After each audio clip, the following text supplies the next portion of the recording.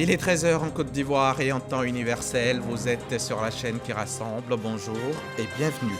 Ce dimanche 10 avril précède le dimanche de Pâques et marque l'entrée dans la semaine sainte. C'est le dimanche des rameaux. Comme partout dans le monde, les chrétiens de Côte d'Ivoire, rameaux en main, se sont mis en marche ce matin en procession. C'est la marche vers Pâques du peuple de Dieu à la suite du Christ. Le concours d'entrée au CAFOP 2022 est lancé. Les épreuves ont démarré hier samedi 9 avril et pour 5000 places disponibles, ce sont plus de 46 000 candidats qui sont inscrits cette année sur toute l'étendue de la Côte d'Ivoire. La ministre de l'Éducation nationale et de l'alphabétisation a lancé officiellement le concours depuis Korogo. Nous y rejoindrons à Mississauga.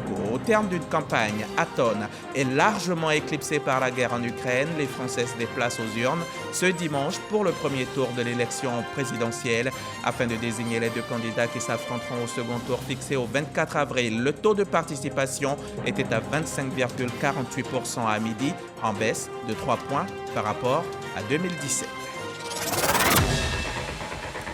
GATIC Côte d'Ivoire, c'est le groupement des alphabétiseurs par les technologies de l'information et de la communication. C'est une ONG qui, en un mot, est spécialisée dans l'alphabétisation par le numérique et elle excelle dans le domaine au point de décrocher récemment le prix UNESCO Confucius d'alphabétisation 2021. Alors qu'on a l'habitude de l'alphabétisation traditionnelle, quels facteurs ont suscité la promotion de l'alphabétisation par le numérique?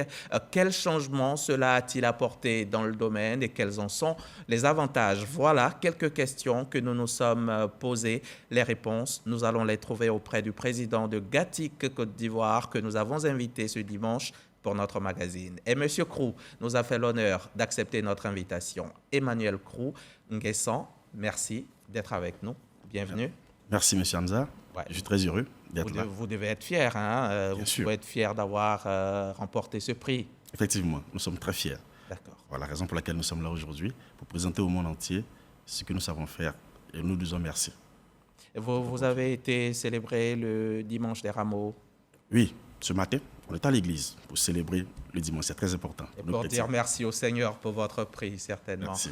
Nous sommes donc dimanche 10 avril et c'est le dimanche des rameaux qui précède le dimanche de Pâques et qui marque l'entrée dans la semaine sainte. 6 jours avant la fête de la Pâques, Jésus vient à Jérusalem. La foule qui porte des rameaux l'acclame de son entrée dans la ville, lors donc de son entrée dans la ville. À l'instar des chrétiens catholiques du monde, ceux de la paroisse Saint-Jean de Cocody commémorent la fête des rameaux, l'entrée triomphale de Jésus à Jérusalem. Mais selon les consignes du clergé catholique de Côte d'Ivoire, à cause de la Covid-19, il n'y a pas eu de procession dans les rues. Une invitation pour nous à pouvoir faire comme le Christ, nous aimer les uns les autres. Le vendredi saint, nous allons célébrer la passion du Seigneur, Jésus-Christ qui meurt en croix pour nous sauver. Et après l'événement de la Passion du Seigneur, le lendemain, nous allons célébrer la résurrection, déjà avec la veillée pascale. À la paroisse Immaculée Conception de Lokochro, dans la commune d'Atekoubé, les fidèles ont également commémoré l'entrée triomphale de Jésus à Jérusalem. C'est la dynamique de la foi qui est en mouvement.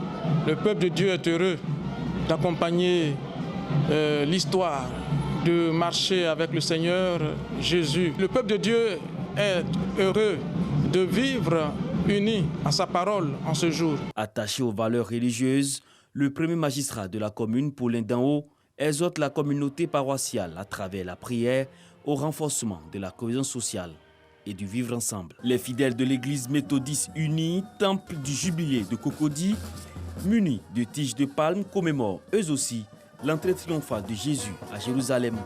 Procession dans les rues au son de la fanfare. En ce jour, nous célébrons la fête des rameaux qui est une commémoration, mais mieux, qui est la manifestation ou le témoignage de ce que le Seigneur et Sauveur du monde Jésus-Christ de Nazareth a fait il y a de cela à peu près 2000 ans dans sa terre natale. Le dimanche des rameaux est dans le calendrier liturgique chrétien le dimanche qui précède la fête de Pâques et qui marque également l'entrée dans la semaine sainte pour la communauté catholique. C'était un reportage de Ngata Kwame, Gilles Tonien Djama, Serge Pacom, Didi Godefroy Okambawa. À Jérusalem, donc, la foule a tapissé le sol de manteaux et de rameaux verts, formant comme un chemin royal en l'honneur du Christ. C'est en mémoire donc de ce jour que les fidèles portent des rameaux puis se mettent en marche, en procession, marche vers Pâques du peuple de Christ, à la suite donc du peuple de Dieu, à la suite du Christ. Soro Corona depuis Boaké. Boaké, célébration du dimanche des rameaux. Dans les églises catholiques Saint-Martin, Mokassa et église Sema, les fidèles chrétiens ont tenu à célébrer l'événement à travers des processions dans la ville et ponctuées par la messe. Pour les guides religieux, le dimanche des rameaux est important pour le chrétien. Une commémoration qui symbolise la rentrée triomphale de Jésus-Christ à Jérusalem. Ce dimanche des rameaux comporte deux étapes. D'une part, c'est Jésus qui entre de façon triomphale à Jérusalem. Il y entre, c'est pour se donner en sacrifice pour l'humanité. Aujourd'hui, nous sommes dans la joie et je voudrais souhaiter bonne fête de Rameaux à nos fidèles chrétiens de l'église de CMA et que Dieu, en tout cas, bénisse cette assemblée et que ce que nous sommes en train de faire puisse réjaillir sur notre vie pour que chacun puisse se donner pour glorifier son Dieu. Pour les fidèles chrétiens, l'heure est au recueillement pour se rapprocher davantage de Dieu. Je vais demander à tous les frères qui ont foi en Jésus-Christ de garder cette foi-là, de rester dans l'obéissance. Et c'est très important parce qu'à travers ce que nous sommes en train de regarder, c'est l'obéissance. Le Christ a obéi pour nous d'apprendre à nous aussi, chrétiens que nous sommes, d'obéir. Malgré nos difficultés, nos travaux, nous avons tout abandonné pour venir élever notre Seigneur Jésus-Christ, notre Sauveur. À Diabo, l'entrée triomphale de Jésus-Christ à Jérusalem est aussi célébrée. Dans son homélie, le vicaire Nguessan Joël François exhorte les disciples du Christ à s'armer de courage face à toutes les épreuves. Le dimanche de Rameaux précède le dimanche de Pâques et annonce la Semaine Sainte. Et voilà ce que l'on peut dire à l'heure qu'il est du dimanche des Rameaux. Et cette année, le carême chrétien et le ramadan font un bout de chemin ensemble. Hier samedi, c'est en présence du Premier ministre Patrick Hachi et d'autres membres du gouvernement que la traditionnelle cérémonie de rupture collective du jeûne de ramadan du COSIM a eu lieu aux environs de 18h30 à Cocody Riviera, s'inscrivant ainsi dans la ligne des sacrifices de privation consentis par le musulmans pour rendre gloire au Créateur et parler de paix. Mahama Traoré. En ce 7e jour de Ramadan, dignitaires religieux, membres du gouvernement et cadres musulmans s'empressent de rompre leur jeûne, comme cela est d'ailleurs recommandé par le prophète de l'islam, Mohammed. C'est désormais une tradition pour le gouvernement et le COSIM, Conseil supérieur des imams, des mosquées et des affaires islamiques, de se retrouver une fois pour partager ensemble le repas de la rupture du jeûne à la faveur de chaque ramadan. Aux côtés de l'exécutif, représenté par le Premier ministre Patrick Hachi, le président par intérim de l'Assemblée nationale Adama Bictogo et des diplomates accrédités en Côte d'Ivoire. En ce mois où partage et générosité sont recommandés, les obligations cultuelles le sont également. Je voudrais recommander aux musulmans qui en ont les moyens de s'acquitter de leurs zakat, aumône obligatoire annuelle pendant le mois de Ramadan.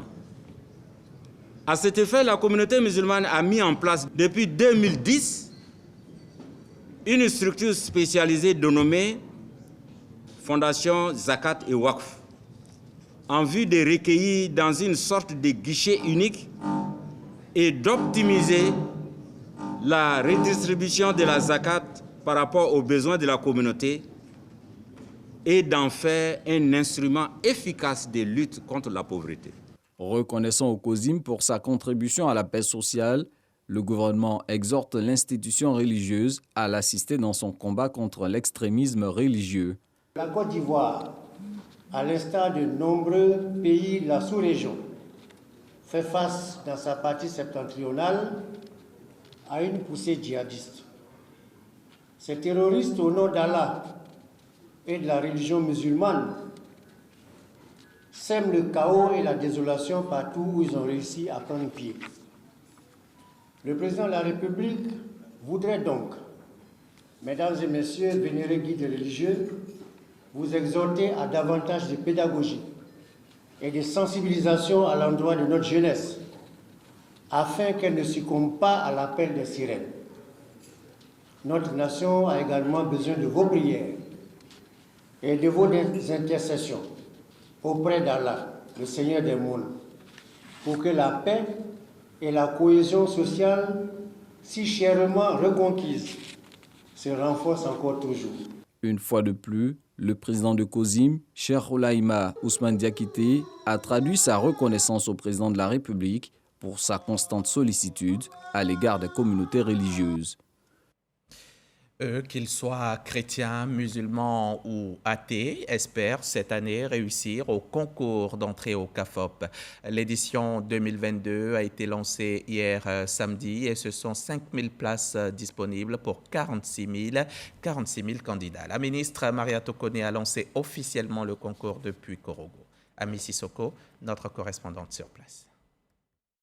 Lycée Houphouët-Boigny de Korogo. Il est 8h ce samedi 9 avril quand la ministre Maria Tokone donne le coup d'envoi des épreuves écrites de la session 2022 du concours d'entrée au CAFOP, Centre d'aptitude à la formation pédagogique. Pour cette première journée, les 46 409 candidats font face aux épreuves de mathématiques, de français et de culture générale.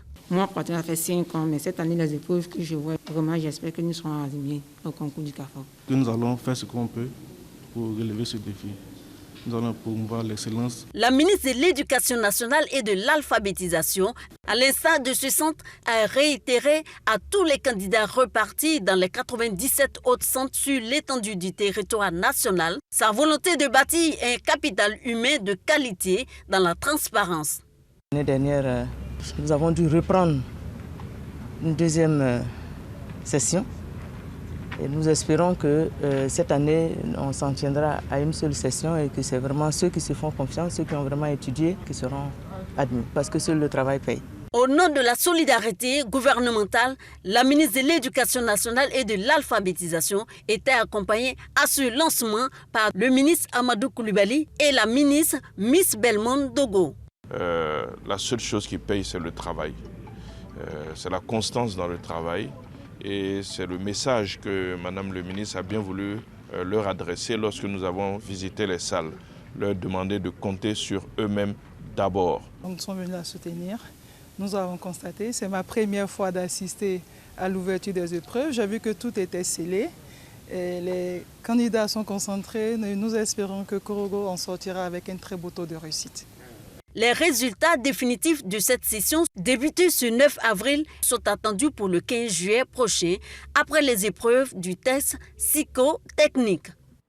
On quitte Korogo et on part en France. La France, où le ministre de l'Enseignement technique et de la formation professionnelle était récemment en mission d'imprégnation sur place. Kofi Nguessan s'est particulièrement intéressé au modèle de l'école de la deuxième chance, modèle qui permet aux jeunes déscolarisés d'intégrer le monde du travail. Hervé Blé est de retour de France. Son reportage.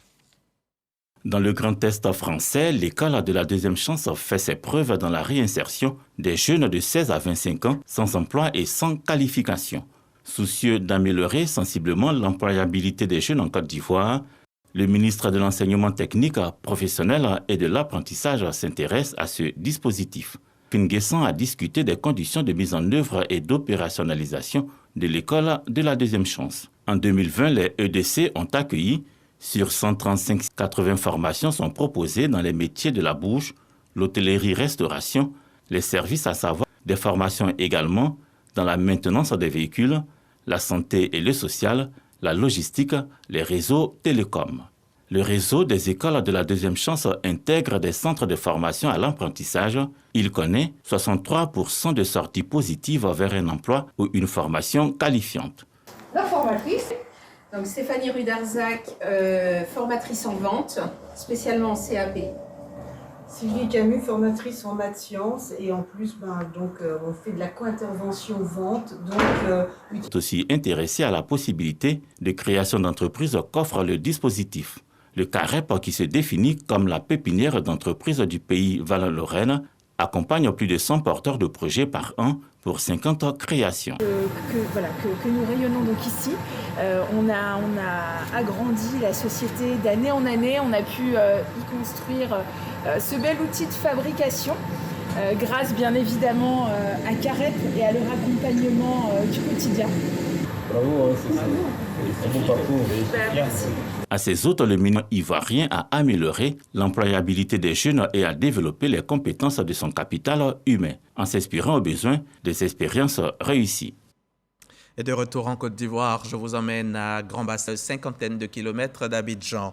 Le ministère de l'Enseignement supérieur y a initié récemment un atelier. Il s'est agi de former les experts à la notion de budget-programme, la gestion des finances, l'Union économique et monétaire ouest-africaine. Issa Tchonayeo, reportage. Depuis 2020, la Côte d'Ivoire est passée du budget de moyens au budget-programme. Dans le cadre harmonisé de gestion des finances publiques de l'Union économique et monétaire ouest-africaine, UEMOA. Pour familiariser les agents des finances à cette nouvelle donne, le ministère scientifique a initié une formation à Grand-Bassam. Pour qu'il y ait plus de cohérence, il faut que tous ceux qui sont acteurs dans cette chaîne de dépenses, je veux parler des responsables d'unités opérationnelles, programmes qui ont la délégation du ministre doivent être bien formés. On veut savoir l'argent du contribuable qui est alloué pour travailler sur les différentes lignes des ministres est utilisé efficacement pour produire les résultats attendus par la population. C'est dans ce cadre-là qu'il faut former de performance. L'atelier qui a duré 3 jours a permis de former les responsables de programme, les gestionnaires de crédit et les ordonnateurs des établissements publics nationaux d'innovation, du budget programme, d'exécution. Finances, dans lesquelles on explique le budget de l'État. Les agents de la DGBF étaient donc récemment face aux populations de Dimbokro et celles d'Adzopé. Kader Sogodogo les a suivis pour nous. La transparence dans la gestion des deniers publics. Le budget de l'État est dévoilé dans le moindre détail, avec des informations accessibles à tous. Depuis quelques années, les hommes du directeur général du budget et des finances, Traoré Seydou, par un document pour faciliter sa compréhension. Le budget citoyen. Pour cette année 2022, la caravane a déposé ses valises à Dimbokro. Aller le plus loin possible pour sensibiliser. Le défi est épais. La caravane s'y est également rendue. Le budget citoyen matérialise la volonté du gouvernement de rapprocher davantage le budget de l'État des populations, en facilitant sa compréhension. Il faut savoir que l'élaboration de ce document fait suite au constat que les populations pour lesquelles est élaboré et mis en œuvre le budget de l'État ne s'y intéressent soit de sa complexité, des informations qui y sont contenues, soit d'un défaut de connaissances en matière budgétaire. Des localités comme Soubré seront visitées. Un reportage de Kader Sorodogo de la station régionale RTI Boaké. Allons-y maintenant à Bingerville, district d'Abidjan, cette ancienne capitale de Côte d'Ivoire. Le ministre de la Construction y était récemment avec l'ensemble des acteurs du cadre bâti et ils ont pu évoquer de fond en comble les problèmes liés à la gestion des ressources foncières de la ville. Après Yopougon, Koumassi, Adjamé, Plateau, Port-Boué et Cocody, c'est au tour de la commune de Bingerville d'abriter les rencontres tournantes de la plateforme collaborative de contrôle des infractions sur le cadre bâti. Commune en pleine expansion vit au rythme de conflits fonciers et bien d'autres difficultés d'ordre structurel en matière de construction et d'urbanisme. Des points qui ont été longuement évoqués au cours de cette rencontre, notamment les 2000 hectares de la Palme Industrie il est approuvé. Nous sortons de cette séance de travail-là très, très heureux de voir qu'il y a beaucoup à faire et beaucoup reste à faire pour les populations de Bégerville. Mais j'avoue que le ministre a pris toutes les préoccupations de notre commune et de se mettre à disposition pour régler définitivement les problèmes de litige et les problèmes de recasement de nos différentes populations. Ce cadre de collaboration doit être considéré comme un pont permanent entre la mairie et le ministère, afin de s'exprimer Bruno Koné. Ici, nous avons abordé des questions qui sont spécifiques à la ville de Bégerville, qui est une ville en très forte mutation. C'est une ville à la fois ancienne et très jeune. Donc, de concilier ces deux aspects. Et au plan urbanistique, elle a sans doute besoin d'être soutenue par le ministère en charge de la construction, du logement et de l'urbanisme. Donc, nous avons débattu de toutes les questions. Nous avons assuré, monsieur le maire et son conseil municipal, du soutien du ministère dont nous avons la charge. Outre ces questions, Bruno Koné a égrené les dernières réformes de son département ministériel, la récapitalisation de la BACI, logement social, ainsi que la parafiscalité sur le ciment, le fer à béton et le marbre. De la construction à l'environnement, l'ANDE vient de faire de nouvelles nominations de l'environnement et elle vient de nommer une quarantaine de nouveaux auditeurs environnementaux, des auditeurs qui viennent tout juste de prêter serment au palais de justice d'Abidjan. Désormais, aux yeux de la loi, ils sont à Scando. Explication. 44 agents auditeurs environnementaux de l'Agence nationale de l'environnement prêtent serment. L'ANDE, en se dotant d'agents assermentés, permet à la collectif juridique appropriée pour la préservation de l'environnement. Nous constatons des inerties, des résistances lorsque nos agents vont donc vers les opérateurs économiques. Leur donner un cadre légal, ils seront désormais des officiers de police judiciaire. De cette manière-là, ils seront beaucoup plus efficaces dans la réalisation donc, des missions qui ont été confiées à... En tant qu'agents assermentés, nous pourrons déployer sur l'ensemble du territoire pour vérifier si effectivement les entreprises ont pris en compte les aspects environnementaux dans leur process.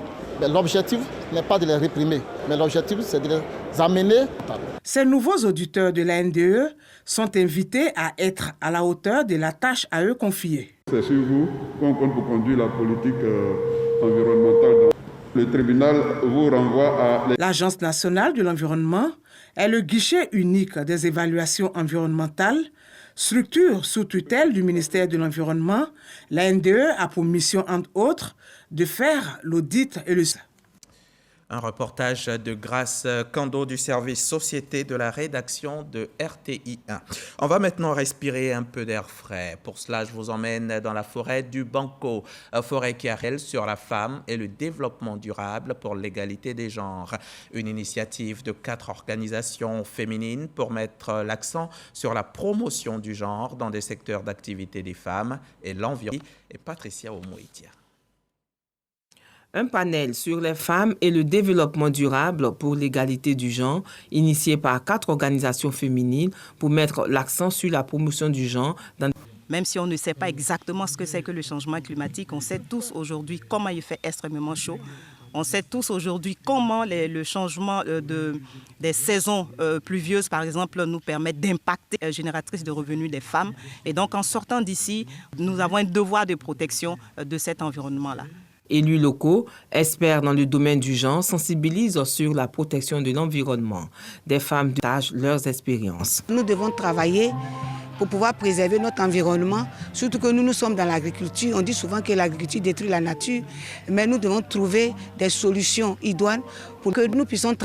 Cette activité qui se tient en rapport avec le thème de la célébration de la Journée internationale des droits de la femme qui est « L'égalité aujourd'hui pour un avenir durable » bénéficie du soutien du ministère de la Femme, de la Famille.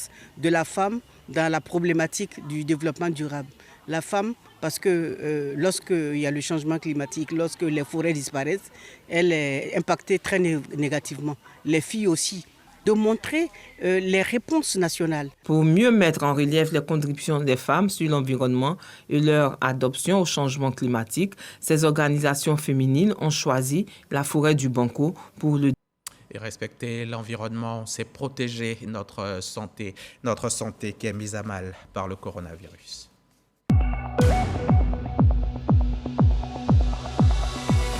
Hier samedi, le coronavirus a touché 11 nouveaux malades en Côte d'Ivoire, portant à 81 814 le nombre total de malades de Covid depuis la survenue de la maladie en mars 2020. Morts, 796 décès exactement, avec 31 cas encore actifs. À l'échelle du monde, on enregistre 6,18 millions de morts pour 498 millions de malades. Le virus continue donc, alors faisons-nous vacciner et respectons les gestes barrières. On en vient maintenant à ce coup de filet des douanes de San Pedro. 300 tonnes de produits de tout genre. Voilà leurs avariés. Du poulet avarié, du lait périmé, des faux médicaments, le taux d'une valeur de 300 millions de francs CFA. Des produits que les douaniers ont pris grand plaisir à incinérer, comme nous le rapporte.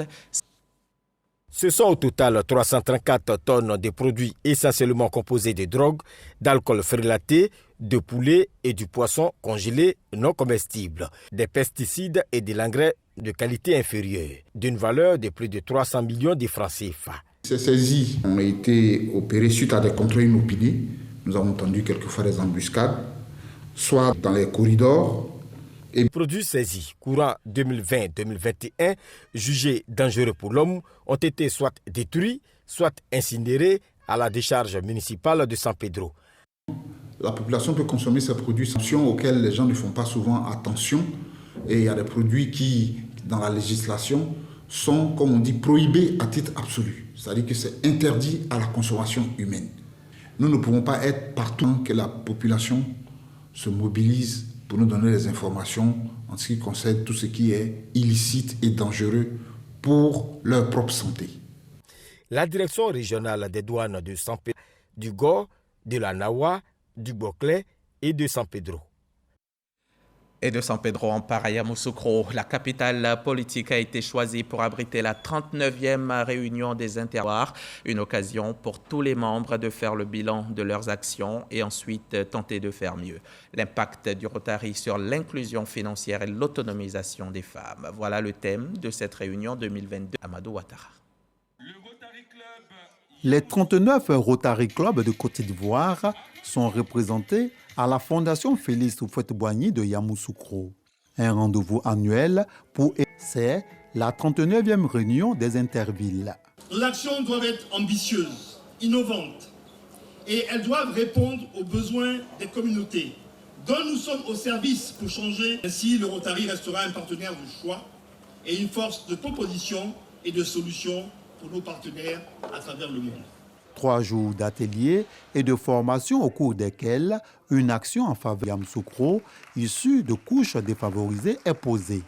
Pour cette année, ces intervilles tournent autour du thème de l'inclusion financière. Alors quel est l'impact donc du Rotary sur l'inclusion financière et l'autonomisation? Et jointe à ce thème d'action, nous venons de réaliser une action qui nous semblons à une très forte portée et un fort impact, d'avoir pu mettre un fonds de garantie à la disposition de ces femmes de Yamoussoukro pour tourner autour de 10 voire 15 millions de francs. Et on estime que les résultats sont assez satisfaisants. Ces femmes reçoivent un soutien financier allant de 100 000 à 150 000 francs CFA pour de revenus. Je viens d'avoir 150 000 francs. C'est pour augmenter mon commerce et rembourser correctement pour que mes femmes puissent encore bénéficier aussi. La Côte d'Ivoire compte environ 800 € prépare à ces intervilles. Je vous le disais en titre, les Français sont appelés aux urnes pour le premier tour de l'élection présidentielle ce 10 avril. Les bureaux de vote ont ouvert partout en France métropole. 7 millions d'électeurs sont appelés à voter pour départager les 12 candidats à la présidence de la République. Mais l'ombre de l'abstention plane sur ce scrutin. Nombre de politologues craignent que soit 28,4% d'abstention, le plus haut niveau jamais enregistré pour un premier tour d'une élection présidentielle, puisse être battu.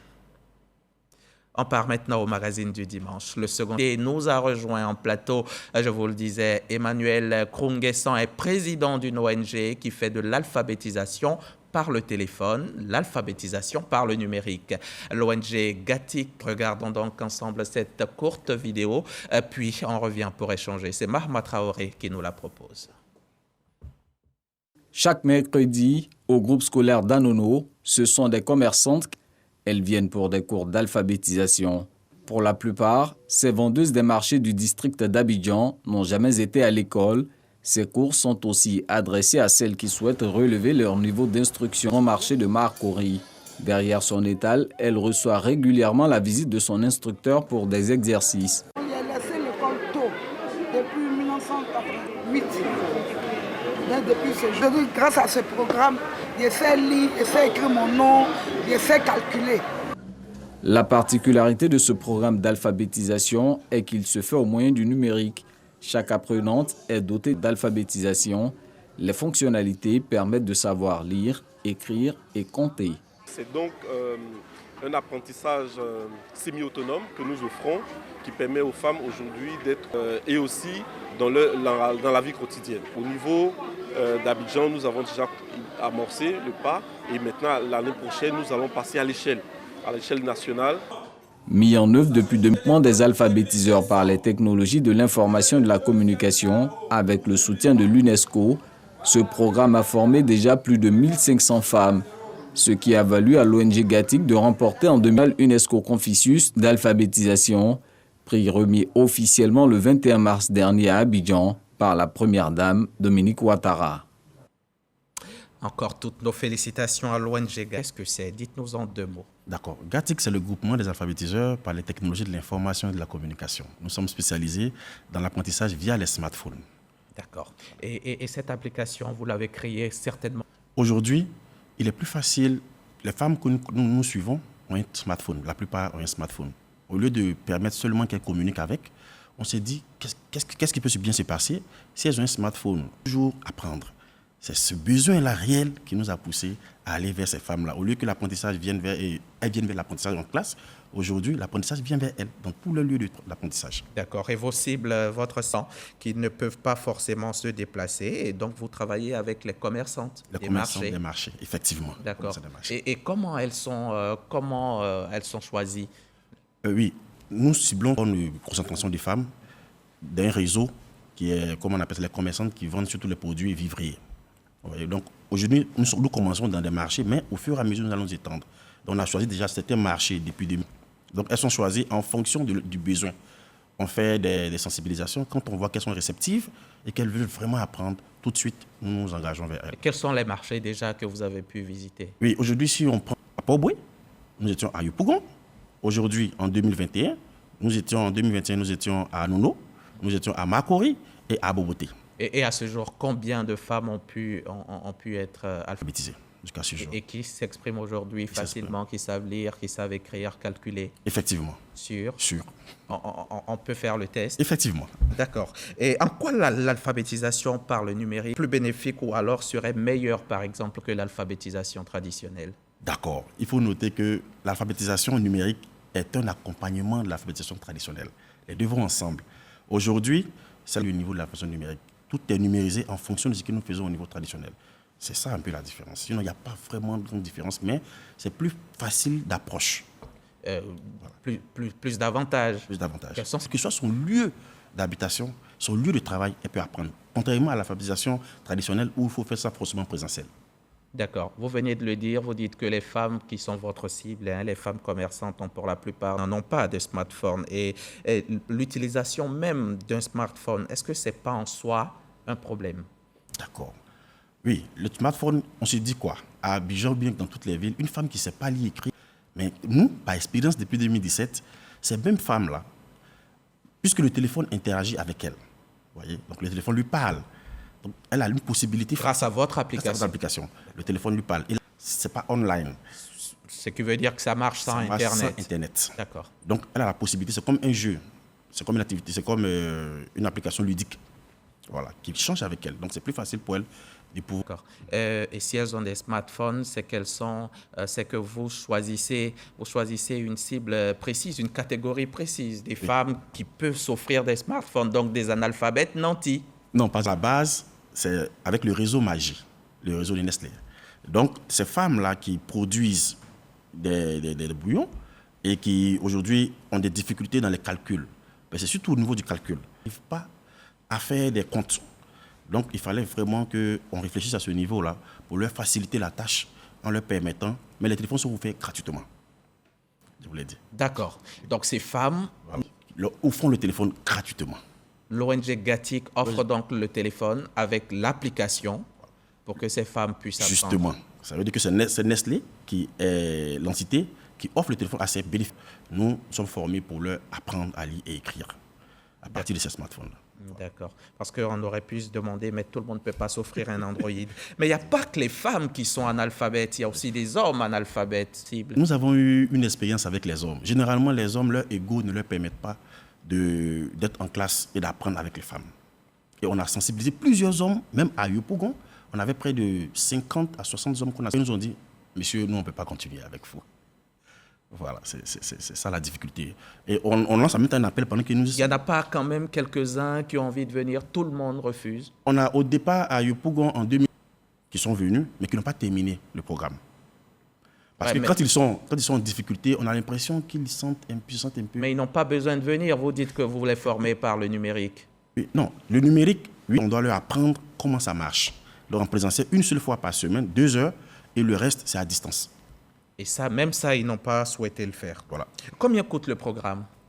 En termes de chiffres, nous pas avec, c'est pas l'UNESCO et Magie qui ont Nestlé qui ont le programme en tant que... Je veux dire pour le bénéficiaire, la bonne dame commerçante qui a envie de se faire alphabétiser, qui a envie de savoir lire, écrire, compter, et de l'apprendre par le numérique. Généralement, ce que nous on demande, c'est que les femmes soient en association. Si elles sont plusieurs, on peut faire ce qu'on appelle un besoin et on peut chiffrer en fonction des femmes qui sont. Sinon, les smartphones... Ils ne coûtent pas trop cher. Oui, les smartphones ne coûtent pas trop cher. Ah bon. Et aujourd'hui, qu'est-ce que ces femmes, elles savent faire après que vous les ayez formées? Combien de temps déterminé? Qu'est-ce qu'une femme qui ne savait rien faire du tout, qui jamais n'a mis les pieds dans une classe, dans une salle de classe, qu'est-ce qu'elle peut faire après votre formation? D'accord. La formation dure 9 mois. Nous faisons d'abord 6 mois, et puis après nous faisons 3 mois, marqués qu'on a 3 niveaux. Le niveau de base, qui est le niveau où la maman n'est jamais allée à l'école, n'a jamais pris un bic. Il y a le niveau intermédiaire, où elle est allée peut-être jusqu'à la classe de CE1, elle a raccroché. Et le niveau qu'on a 5e. Donc les programmes sont faits en fonction du niveau. Du coup, les femmes qui sont dans le même niveau se retrouvent ensemble. Et à la fin du programme, on constate une chose claire, c'est que la femme qui ne savait ni lire ni écrire, sait lire son numéro de téléphone. Donc elle s'identifie. Et ça, ces femmes-là, elles ne font que nous dire merci pour ça. D'accord. Voilà. Mais écrire son nom, c'est pas tout, non, je suppose? Oui, elle peut écrire son nom, elle peut faire aussi des activités de comptabilité simplifiée qu'elle peut réussir à faire. Et à ce jour, 1500 femmes ont pu bénéficier de vos performances. Et c'est donc fort de vos résultats que vous avez soumissionné au prix mondial d'alphabétisation. Et vous avez été lauréat Alphabétisation 2021. Effectivement. Vous avez reçu le prix en mars dernier. Effectivement. Et ici, j'ai votre tableau. Vous avez tenu à venir nous le présenter. La réalisation, si le plus d'alphabétisation 2021, c'est une grosse fierté pour vous. Dites-nous, qu'est-ce que vous avez gagné? Outre ce tableau, bien sûr, et une médaille que vous avez là, voilà, qu'est-ce que vous avez gagné concrètement? Voilà, nous avons eu une médaille qui est là, que vous voyez, un chèque qui est l'accompagnement de ce... 30 000 $, je crois, environ 15-16 millions de francs CFA. C'est suffisant, c'est bon? Ce n'est pas suffisant pour nous, parce que depuis 2017, c'est maintenant que nous nous installons concrètement, simplement de nous installer, avoir nos moyens de pouvoir nous installer concrètement et à aller jusqu'au marché pour continuer à sensibiliser. Mais aujourd'hui, vous allez constater, 15 millions, les gens entendent 15 millions pour eux, c'est beaucoup, mais pour une organisation, franchement, ce n'est pas suffisant. Ce n'est pas suffisant. Pas suffisant. D'accord. Et maintenant que vous avez remporté ce prix, quelle est la suite? C'est quoi la prochaine étape? Aujourd'hui, nous visons les autres pays et nous visons même nous voudrons que les femmes qui sont dans les contrées reculées puissent avoir accès à ces programmes. Puisque la force, c'est que c'est offline. Or, nous savons que la couverture réseau aujourd'hui est un peu difficile à l'intérieur. Donc, jusqu'à Bangolo, jusqu'à Tiassalé, jusqu'à dans toutes les contrées pour aider ces femmes-là à savoir lire et écrire, pour nous, c'est très important. Parce qu'avoir 47% d'analphabètes en Côte d'Ivoire, pour nous, c'est trop. D'accord. Et vous voulez vous battre pour beaucoup moins, en tout cas.